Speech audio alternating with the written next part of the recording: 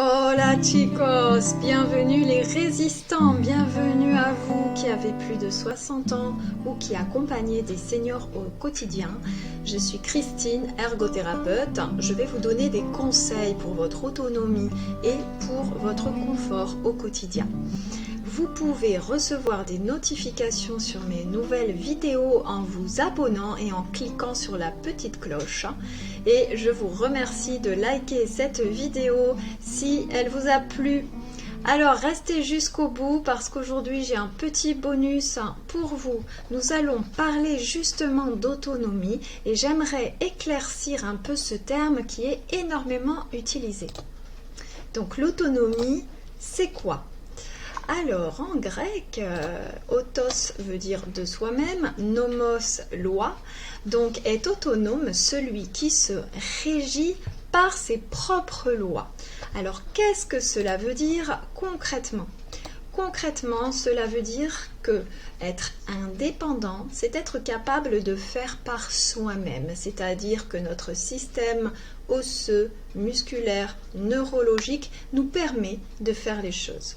Lorsqu'on est autonome, on est capable de décider par soi-même, même si on est empêché au niveau de notre indépendance. Donc on peut être à la fois indépendant et autonome, on peut être dépendant et autonome, on peut être indépendant et ne pas être tout à fait autonome. On va voir des exemples.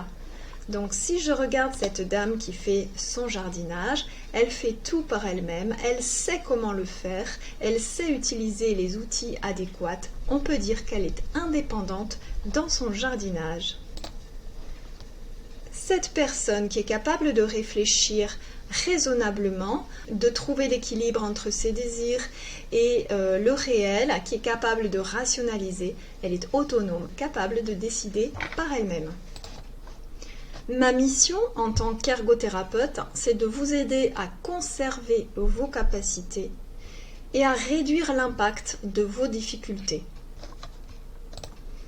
Et là, je vais m'adresser aux personnes qui ont perdu partiellement leur indépendance ou leur autonomie. Au-delà de ce que l'on peut faire ou de ce que l'on ne peut pas faire, il est important d'apprendre à s'aimer et à s'accepter avec ses limites, ce qui est parfois très difficile.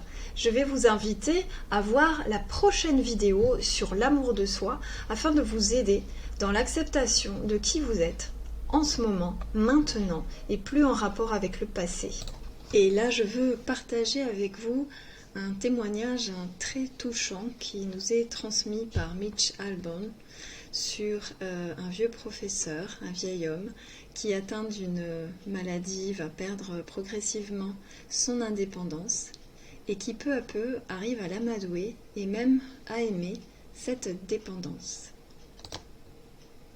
Donc j'ai le plaisir de vous lire cet extrait, j'espère que vous en profiterez. J'ai commencé à aimer ma dépendance. Maintenant, j'aime qu'on me tourne sur le côté et qu'on me frotte le derrière avec de la crème pour m'éviter les escarres. J'aime qu'on m'essuie le front ou qu'on me masse les jambes. Je me délecte, je ferme les yeux et je profite de chaque instant. Cela me semble familier.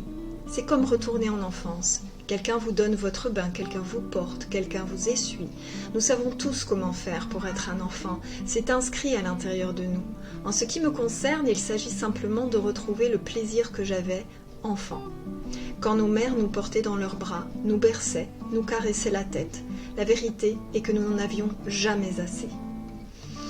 Et j'en profite pour avoir une pensée pleine d'affection et de respect pour tous les aides-soignants et toutes les aides-soignantes, ainsi que les infirmiers et les infirmières qui prennent soin de l'intimité des personnes âgées au quotidien avec beaucoup d'amour.